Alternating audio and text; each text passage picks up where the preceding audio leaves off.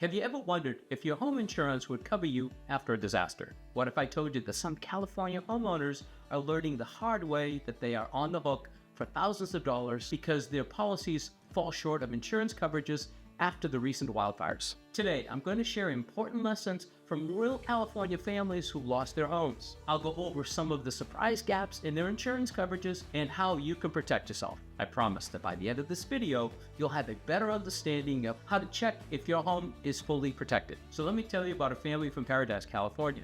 They bought their home for $300,000 many years ago and kept the same coverage all this time. After making improvements like a new kitchen, new decks, they never updated their policy.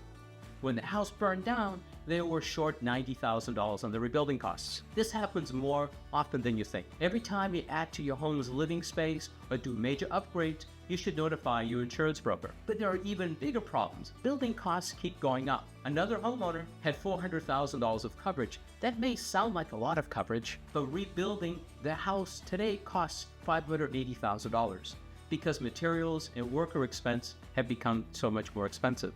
So now they need to come up with an extra $180,000 out of their pocket. If these owners had an endorsement H0508 on their homeowners insurance policies, their dwelling coverage would automatically increase by a percentage of 25, 50, or even 100%. This extra coverage helps ensure that they have enough to rebuild their homes after this unexpected loss. The cost for this rider maybe adds 15% or so a year on your homeowner's insurance policy. And here's something else that surprised many people: new building codes. Some clients are finding that they have to add fire sprinklers, solar panels, fireproof roofing materials, and electric heat pumps to meet these new construction codes. Their basic insurance policy won't pay for these upgrades. If they had an ordinance of law coverage rider, it would help them cover the extra cost to rebuild and repair their homes to meet the new building codes after their loss. This rider would cover demolition, required upgrades, and make sure that everything is up to code.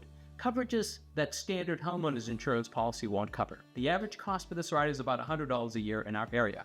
And don't forget about temporary housing. Some families spent years building their homes, and without loss of use coverage, you end up paying thousands of dollars in rent while paying for your mortgage. Let me share a real-life example of what we have learned from two fire victims. The first was paying $1,800 a year for their homeowner's insurance policy, with these riders including the extra protection for the extra building codes. The second family was paying about $600 a year for basic insurance coverage. After the fire, the second client will have to pay tens of thousands of dollars out of their own pocket to help rebuild their home. And here's what we advise everyone: review your insurance policy regularly with your insurance broker. Notify your insurance broker about any home improvements and upgrades that you make to your home.